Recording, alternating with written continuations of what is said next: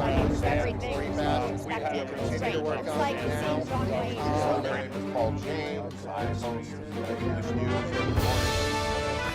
And the Golden Angel Award ceremony.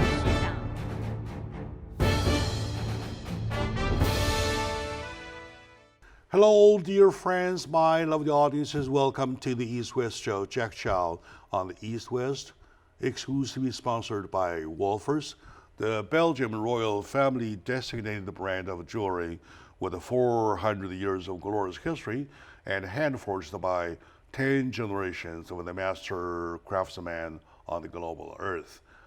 Together, the name of Wolfers stands as a testimony to the spectacular and the share of the royal glory. To the show. Today with me is a wonderful individual and the leader of the community, Mayor of San Gabriel, Mr. Jason Pu. Welcome, sir, to the show. Thank you. Thank you for having me. I'm very pleased that at a time of needy, as we say, a friend in need is a friend indeed. So we say a politician in need is a politician indeed, something like that. Right now we need you. Even though you're not a medical expert, but you're one of the leaders of San Gabriel. Absolutely. The people of San Gabriel, which is a token of the valley. We always say San Gabriel Valley, San Gabriel Valley. Right. So San Gabriel stands for the valley where lots of people, lots of folks gather, trying to make a better life. Absolutely.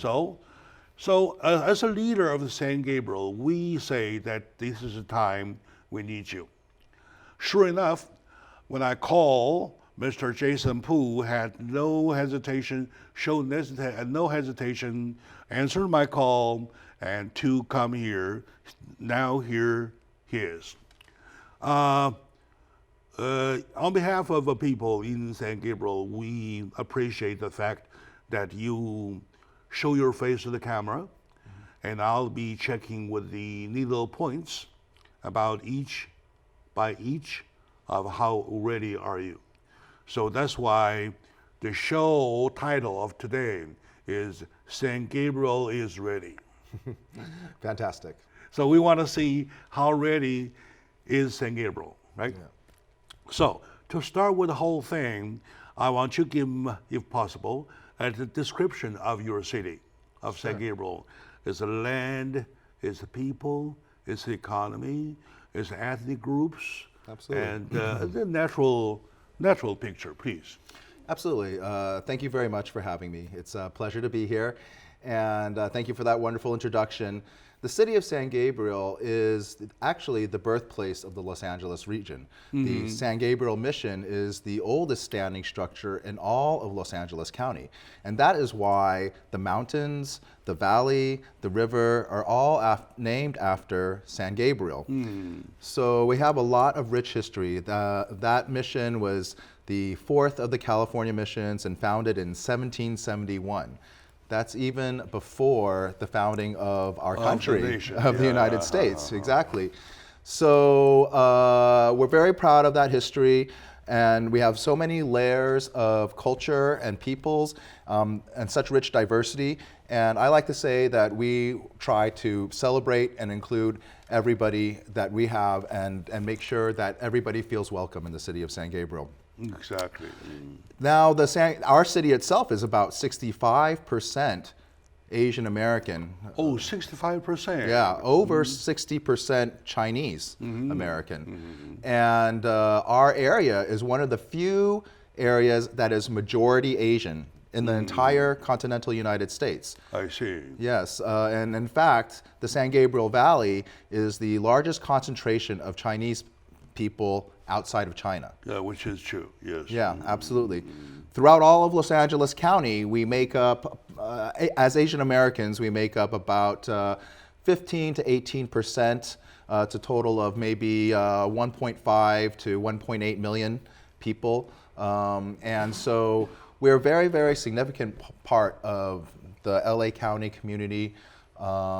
Of course, there's going back in history, so many contributions of so many Chinese Americans over time, from the railroads, from the early Chinatowns to now accomplishments in technology, contributions as entrepreneurs and restaurants and in the food industry, all sorts of places, in business, in media, right? So I think that we're making great progress, but we need to make sure that we make our voices heard, because you mentioned as when politicians are in need, well, these are times of crisis, but at the same time, many of us who are in elected office, you only have so much time and energy and attention. So you tend to focus your time and energy on those who vote. So if we don't vote, then we are leaving ourselves out. So that's just a small point. With respect to the current situation, of course, as you mentioned, this is a time of great crisis. It's very serious.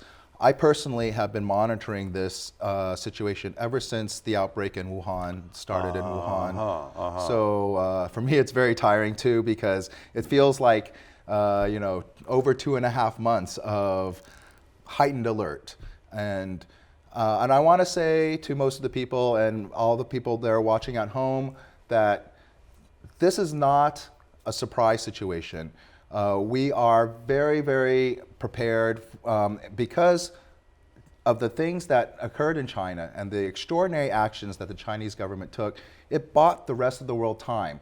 Now, it doesn't mean that some places and even the United States couldn't have done maybe a little bit better job of being prepared, but it did give us more time and more information about the COVID-19 coronavirus, so that we can help to, what we say, flatten the curve, meaning slow down the spread of the disease, so that the number of cases that we ever have at one point in time doesn't overwhelm the healthcare system. All right. So that is a critical part of this. Having been monitoring the situation since the outbreak in China and all of the extraordinary measures that the Chinese government and Chinese people took at great sacrifice for themselves, I might add, I think that created a lot of fear and anxiety, particularly within the Chinese American community. But I want to say that as of right now, we are not at that point just yet here in the United States or in Los Angeles County. There are obviously some parts that have more severe outbreaks in Washington and New York. But right now in LA County, as of yesterday, which is Sunday, there were 69 cases in all of Los Angeles County. So for a population of 11 million people, that's still a pretty low rate. There's one death, all right? Yes, there's been one death, and actually that person was a traveler, not a LA County resident, somebody who we think contracted the virus in South Korea. All right, okay, good. I would say thank you very much, Mr. Mayor, for giving us this general information for San Gabriel, and also your take of the antivirus kind of a war, kind of like that, right? Of course, this show is not to give any comment about each government, how they respond. So we're talking about our city, San Gabriel as a city government, and you as one of the council members, how ready you are. That's a fact, right? Right. Okay, now, with a city so diverse, with a city so well known, with a city so rich in history, and I believe that you are prepared, as we always say, to get the money for the rainy day, right? So first I will check about your budget. So does the city of San Gabriel have the access or extra or surplus value saved or put together for the rainy day, which is now? Right, absolutely. I mean, we do have a certain amount of funds that we set aside for emergency situations. I will say also that the declaration of emergency by the state and also by the federal government allows us then to be able to access those emergency funds, I think $50 billion that the federal government made available for any expenditures that we have above and beyond our normal, so that we can get reimbursed for those extra costs. But I will say though, even before all of this started, we were very well prepared. And the types of specific measures that we have taken are, first of all, our first responders, our firefighter, paramedics, and our police officers. They are all well equipped with what we call PPE, personal protective equipment, right? Those are gowns, eye goggles, face masks, and ever since this the virus started spreading here in the U.S., when somebody calls for help, the dispatch will already ask them, do you have a fever? Do you have a travel history, a contact history? In other words, we need to be able to provide those first full responders. score of alert. Yes. They need to know before they get there, right? Should we put on all of this equipment so that we can stay protected? So that's one. They have some situational awareness by the time they get to the scene. And now new protocols. Protect them to protect you. Right. Well, if you think about it, if a lot of our first responders, a lot of our doctors and nurses in the hospitals, if they also get sick, then those are the people on the front lines of helping to try to contain the disease. Yeah, you mentioned one important point that China has said something for us to learn, to copy. As one point we learned from them, in the early days when the medical group tried to help the Chinese folks already infected there, they were not protected. So that's the point that we learned, right? Yeah, absolutely. Okay, very good. Okay, now, my dear friend, my lovely audience, today is one of the very good opportunity, especially versus the time now.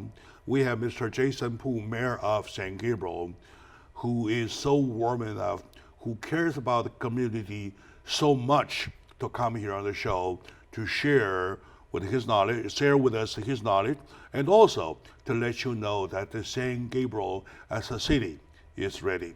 Stay with us. We will be right back, please. Le bijou icône de Philippe Wolfers qui date de 1902. Il faut la regarder contre la lumière pour avoir toutes les couleurs de ce bijou qui est extraordinaire.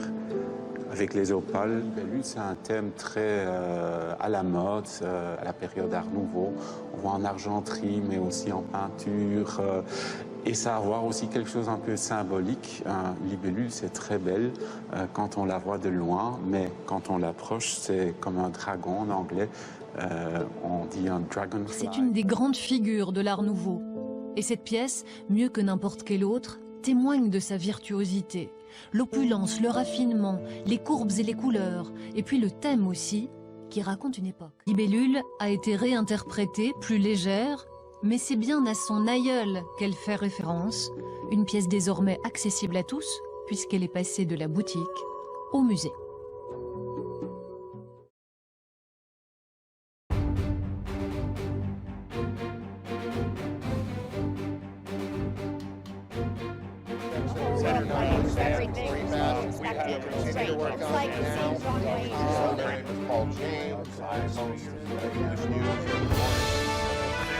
And a golden angel award ceremony.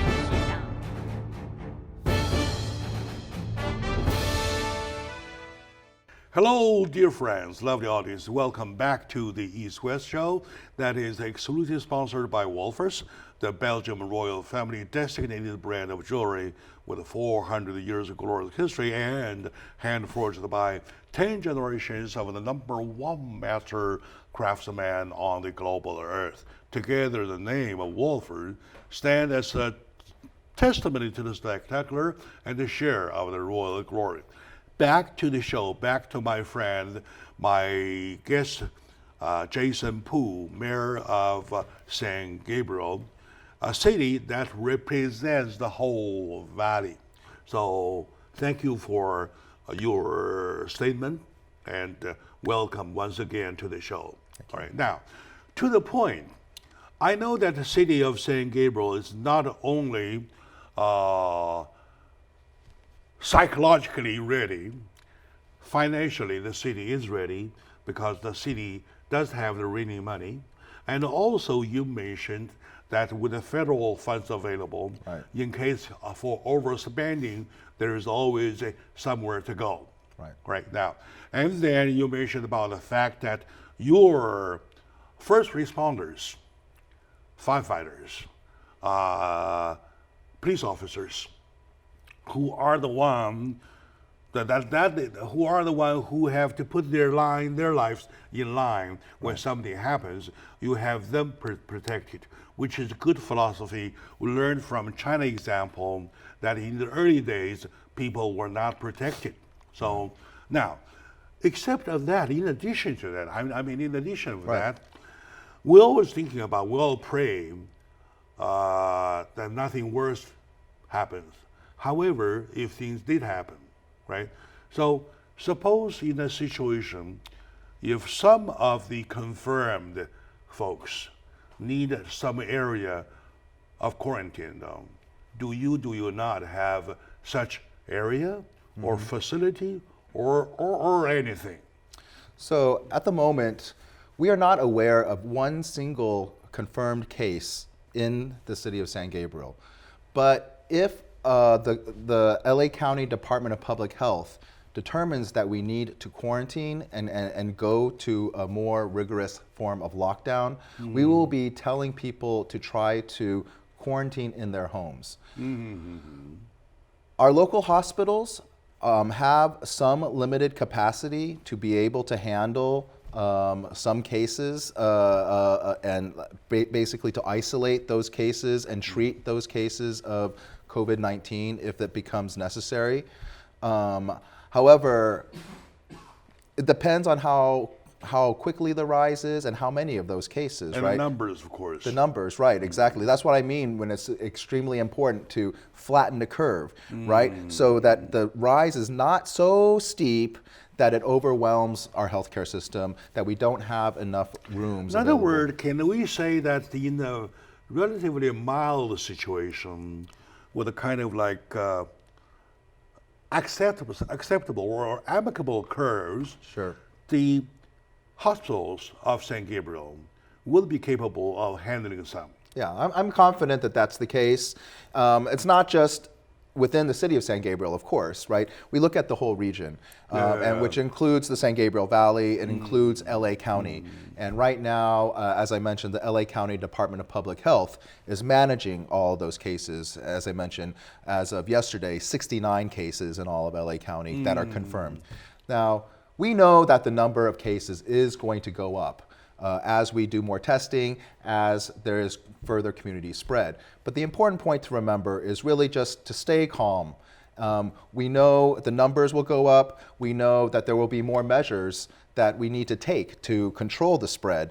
But all of this is just a temporary situation, you know. And once we pass the peak and go through our cycle, life will return back to normal. So All right, I just don't want people to, we've seen the panic buying and hysteria sometimes out there in the stores, and it's just not necessary at this point in time. Especially at this point of time, we need a big word, confidence. Absolutely. And I'm so glad you put confidence first. Of course, we know something bad is coming. But, to be unnecessarily panic or over panic or react over panic, things will get even worse. Right. Am I right? Absolutely. So, now, let's say something with the 69 confirmed so far, all right? Things go on amicably or acceptably at a certain level, though, the San Gabriel City would cope along with the whole situation. Am I right? Absolutely.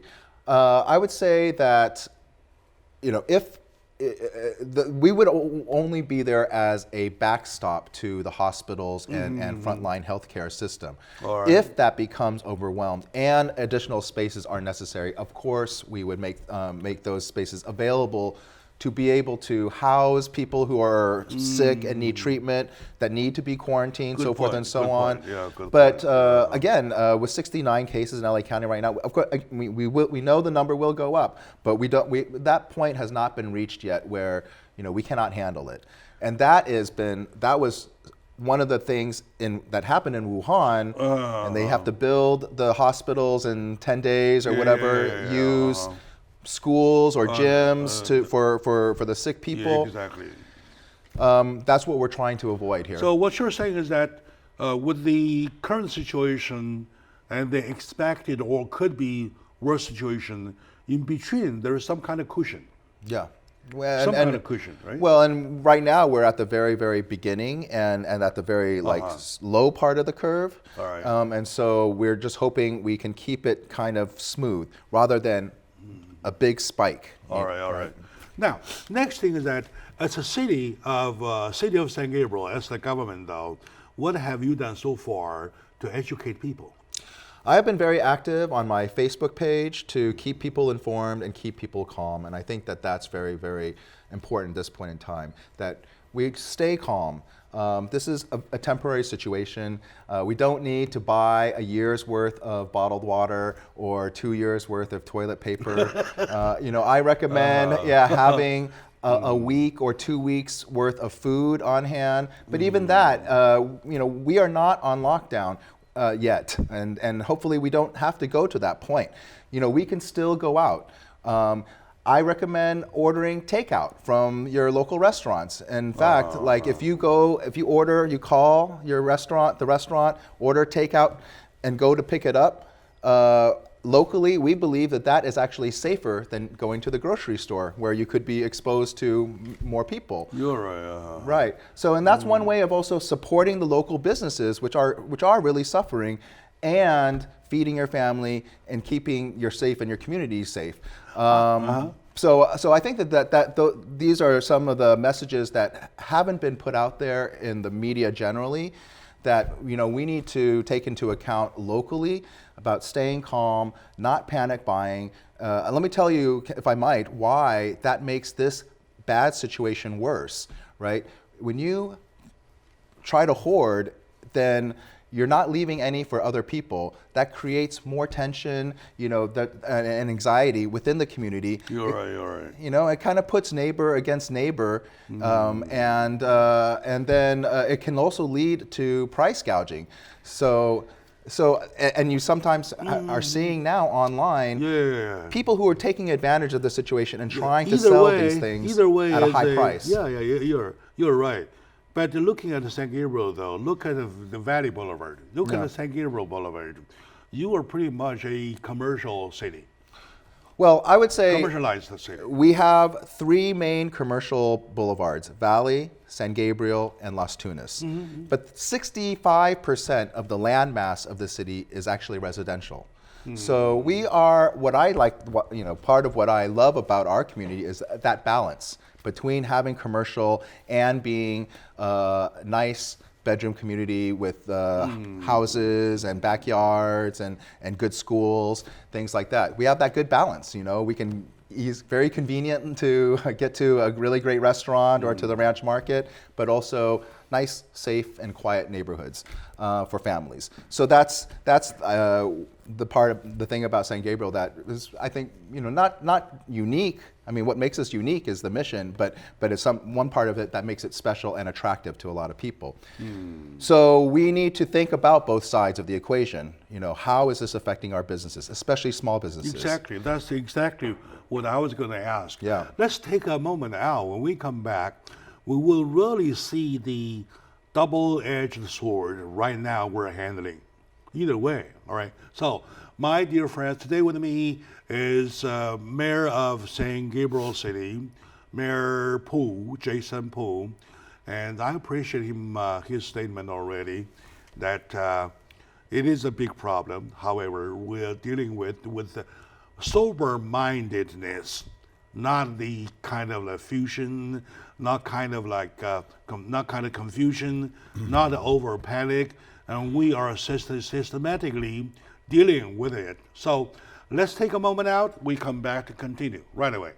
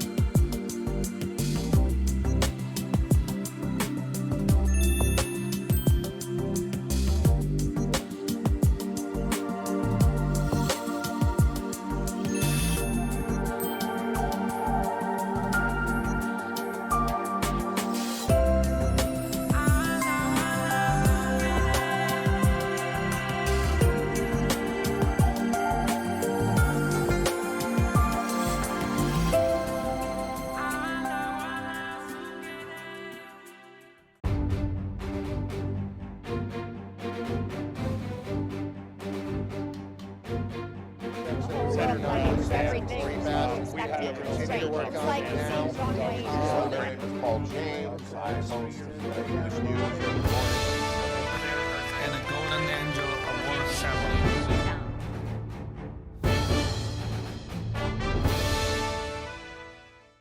Hello, dear friends, my lovely brothers, sisters. Welcome back to the show. Right now is the moment of the pandemic. We know it's not the peak yet. We know we will probably could be lucky, and that's why President Donald Trump called for a National Day of Prayer.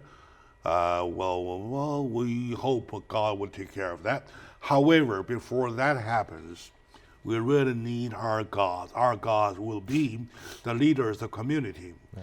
Now, why we elect them? We elect them for needs at a time of needy, right? Now is the time of needy, so here he comes. Well, very logic. Thank you very much, by the way. Thank you for having me. Looking at the seriousness of the pandemic, looking at the worst that could happen, however, looking at the Valley Boulevard, at San Gabriel Boulevard, at Las Tunas Drive, you're kind of almost surrounded by the commercialized areas, right? Those small business owners, how they want to survive if they are put, let's say, 2 weeks out of business, not too more, not too much, right? So they are kind of like the first to be affected, right? So now, has the city of San Gabriel considered anything for them to tackle with that kind of situation? For example, anything of a reduction or waiver or stuff? Yeah, please. So I've been on top of this from the beginning, and all of our layers of government have been working very hard to try to contain the spread, and so that we can manage it and our healthcare system does not become overwhelmed. With respect to our small businesses specifically, they have been suffering even since mid-January or even early January. You know, once this when it first break out, when it first became widely known and the spread, the epidemic in China, already we start to see businesses, business going down. And at this point, we are hearing anecdotally drops of 50 to 70% to 100% of the business of these small businesses. So it's an area of great concern to me, because if those businesses cannot survive, the people who have their jobs there will also be out of jobs. The ripple effect, the economic ripple effect will be greater and greater. Now, I've been working with our governor's office as well as our state legislature to see what kind of programs we can pass here in the state of California that will help small businesses get relief. And I'm pleased to say that the Governor's Office of Business and Economic Development, as well as, in particular, Assembly Member Rob Bonta, who is an Assembly Member in the Bay Area, are working together to get some relief here in California. And that could include 0% loans for small businesses that are negatively affected. All right. And hopefully that will give some of these small businesses in need enough cash to be able to ride out this storm and stay in business and repay that over time. Flexible repayment As to last as long as to keep themselves alive. Yeah. Right. It's important that they just continue to survive. If they have to close permanently, think of all the value that is then lost. Their brand, their customers, their the investment that they put in. Many of in San Gabriel in particular are mom and pop type of restaurants or young entrepreneurs, right? This is of grave concern, and many of them have been suffering already now for almost 2 months with decreased business, now even worse.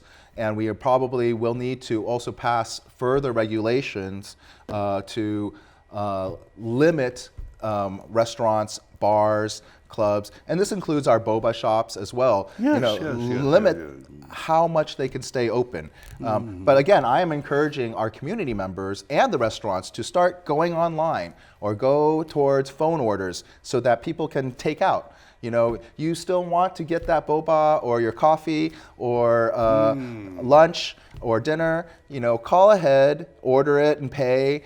Come and pick it up and take it home. Take it with you. You can still go to the park.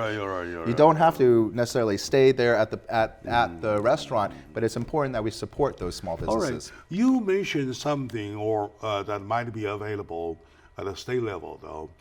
At the city level, however, is there anything being considered or are to be considered for tax exemption? Or fee waiver, stuff like that? We don't have much taxing authority at the city level, to be honest with you. Our business licensing tax is probably one of the few things that we could use. But in San Gabriel, that's not a lot. So, and the scope of this problem is much bigger. That's why I've directed our staff to make sure we're communicating with our businesses. We find out from them who is in trouble, how is this affecting your business, and so we can be a conduit, provide the information, and help those small businesses be able to qualify and apply for the state aid that I hope is coming. Now, there is also the Small Business Administration, which is a federal agency, has also announced that they would have up to 30-year loans at 3.75% for businesses, 2.75% for nonprofits, for those types of businesses and nonprofits that are in need. However, as we know, the Fed just cut rates to 0, just about, and so 3.75 actually is maybe more expensive than you could get. It's still quite a lot. Yeah. Well, at this point in time, and especially for businesses that are really in need, that's why I'm very hopeful that a program, a California state-level program, can be passed that would have less red tape, meaning you could qualify and apply easier, get the money faster, and have a lower interest rate, maybe 0 or close to 0%. All right, okay. And you just now mentioned a very good point that you may encourage the business owners to start open kind of a food delivery probably. Right. Yeah, right? We saw this occurring in China, and you know what? The same is happening here, which I think is a fantastic idea. If small businesses, these entrepreneurs can become innovative and start telling their customers, hey, give us orders online, call in. We send it at your door. We prepare the food for you. You can come pick it up, or we can, deliver to you. Then it solves problems on both sides, both for the community members. Maybe you're trying to ration your food. You don't want to use up all the food that you have at home. Or you have a special occasion and you still want to celebrate with a nice dinner. Exactly. But we cannot go out. You're not worried about going out. You order in or order for pickup. And then you also support those small businesses. So when this thing is over, and it will be over at some point, then things can return back to normal. Those small businesses can survive. We can maintain as much of a normal life as possible. All right, okay. And especially nowadays with the fact you use your online purchase, use a credit card, and even you use cash though, you can do the what they could say the cell phone payment. Sure. Some businesses do accept that already. Yeah, Apple cell Pay, phones, yeah. or maybe even You some don't have to businesses accept actually WePay. do handle with the money, which is contaminated already, right? Right. Well, and most of the online orders or phone orders can be done with a credit card. You don't have to change, So change to your lots cash. of folks, yesterday I was at Costco, and I was on purpose. I visited different Costco's, Right. and they are the same thing. Right, They're all the right. same thing, and of course they have plenty of supplies on the shelf though, but you have more people than supplies. So, everywhere the line is checkout line is a mile long, something like that, right? Right, So to those folks, what do you want to say as a city council member, please? I want to say, please stay calm. This situation is only temporary. There's no need to really stock up or panic buy, hoard for a month or 2 months worth of supplies. This situation may last, I think, a month or 2 months, but we can still go out in the interim period of time. Those stores will still be open. So you don't need to have all of that stuff all at once. Panic buying makes this bad situation only worse. It creates more anxiety and tension among community members, and I think creates opportunities for those who would take advantage of the situation and raise prices unreasonably. You are right. Or try to make a profit in the situation where some people might feel desperate, but we don't need to feel desperate. We're extremely ready. All of the chiefs within LA County, they get together and they meet and they talk. We have something called Area C. So all of those folks are all in constant communication about what's going on. So we have good intelligence. We know what the patterns are, and therefore where to be on heightened alert to keep an eye out. And thankfully, so far, we have not seen any kind of increase or spike in crime simply due to the coronavirus. And I hope that, with the help of the community, I always say, see something, say something, right? Means that if you see suspicious activity, call your local police and let them know. We have a number that's 626-308-2828 for non-emergency reporting. Thank you very much for that kind of a double guarantee, double security, right? Right. Okay, my dear friends, let's take a moment out. We will be back right away.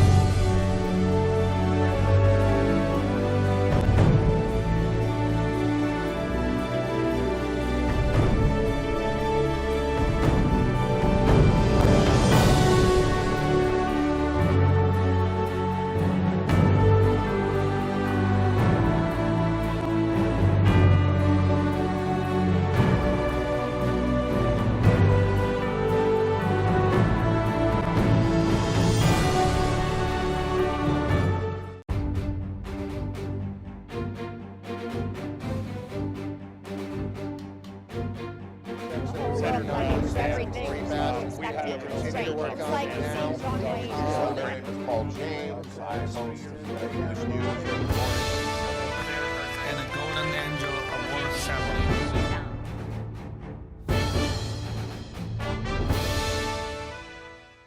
Hello, dear friends, lovely audience. Welcome back to the show. My dear brother and sister, my fellow citizens of San Gabriel Valley, Welcome back to the show, Jack Chow on the East West with my dear friend, Mr. Jason Pu, Mayor of San Gabriel. A wonderful leader, a wonderful community member that cares about everybody. And I would say that this is the special time we need that kind of a peace of mind. One last thing I would like to check with you. I know the city of San Gabriel, San Gabriel had some homeless people, right? So I don't know the exact number of yours, but I know that's a prevailing problem. Right? Now, on a normal day-to-day life, though, they are a bit of a problem there. However, when the pandemic hits, they are number one, the vulnerables, Right. because they don't have a roof over themselves. Right. Number two, they are the source of spread. They can help make it worse. So, how are you considering? Yeah. How will you handle that group of folks? Yeah, the city of San Gabriel's count of homeless, which we did just this past year, was 11. So we have 11 homeless, which is honestly flat from the year before, which was 8. So for us, it's not as much of an issue because with that sort of smaller number, they're spread out throughout the city. What we're worried about in LA County or places like, you know, downtown LA is where the homeless are actually congregated together when they're in close proximity to each other. And they are a vulnerable population because it's also not only easy for their spread to be among them, but then hard to deliver services to them as well, right? Or to diagnose them, get them treated if they need to be treated. I'll say that from the county perspective, I've been I'm on conference calls at the county almost every other day, and also with our own city staff pretty much every day, helping to coordinate, exchange information, and make sure that what we're doing in the city of San Gabriel is complying with the latest guidance from the state or the county. But with the homeless, we're not as much worried about them spreading to the non-homeless population, but rather about spread within the homeless population. But they travel. They do travel. But they travel. They do hang travel. around. They meander on the streets. Right. So, in other words, at a certain point of time, do you or have you considered having them tested to confirm if any of them? I will hope that we can get to that point, because I think testing is one of those areas where the federal government did not act quickly enough, right, to make sure that we have you're right. adequate tests available and early enough to have that early identification, treatment, and isolation. So we might have been able to keep away from community spread. But now we know there is community spread, and we're trying to contain that. So with respect to the homeless, I would hope that, you know, from a testing perspective, we will be able to set up those type of drive-through testing procedures, which maybe will include the homeless. I know the LA County Department of Public Health is sending people out to where there are large groups of homeless to check on them, and where it's necessary, where they have the clinical indications to test them, you know, so that we can try to provide service. But as you mentioned, if they move around, if they are not there the next day, it's sometimes hard to make sure that they, you know, they get the treatment that they need. And I think that is a bigger challenge in areas where there's larger numbers of people that are, you know, congregated together. When they're spread out, people tend to, you know, those of us who are not homeless tend to avoid them anyway. They may or may not try to come up to you, but I would just say try to avoid those. Try to avoid. I mean, it's just like normal social distancing. Try to avoid, you know, having close contact with any of those types of situations. Yeah, as long as we know that somebody has the hands on the problem, we'll be okay, because we know sooner or later they will do it one way or the other, right? It's an area of concern, but the LA County Department of Public Health is taking it head on. in the city, we don't have a separate like homeless division or things to address them. Most likely, it would be our police who would be called to service. And within the police, our police department, we have a mental health evaluation team that can go and evaluate those individuals. If those individuals present a threat to themselves or to others, we can refer them to the county department of mental health. But otherwise, there are also laws and rules about what we can do as a government agency with respect to those homeless. If they're just on public property, they actually have that. There's a right for them to be there, subject to anti-loitering and again, if they're a threat to themselves or others. So what I would say is that we will take the approach and handle them in the same way that we always do. And it's mostly, with compassion, but also with caution. And in this particular point in time, if our police or our other city employees are called to a homeless situation, they will probably use their personal protective equipment. Right. Please do. And yeah, make sure that they're protected. And if they exhibit symptoms, it's also important for them to hopefully try to get a mask on them too. All right, very good. One last thing. Thank you very much, though. Thank you very much for everything. And as we say, there is a disaster, there is hope, and there is a pandemic, there is a vaccine, there is a cure, right? And we have lots of folks work, I would say, running against the clock over on their invention of the vaccines or invention of the cures. How confident are you in that area? I'm very confident. I don't think a vaccine or a cure will be available this year, right? And the experts say it may take up to a year or maybe even 18 months to develop that kind of vaccine. But that's why it's important that we take the situation seriously, that we do the social distancing, right? Limit how much you go out as much as possible. If you're going to go pick up food, just go to pick up the food and bring it back. If you need to go out just for medications, things along those lines, that's all fine and good. And, we want to try to maintain as much normalcy as possible.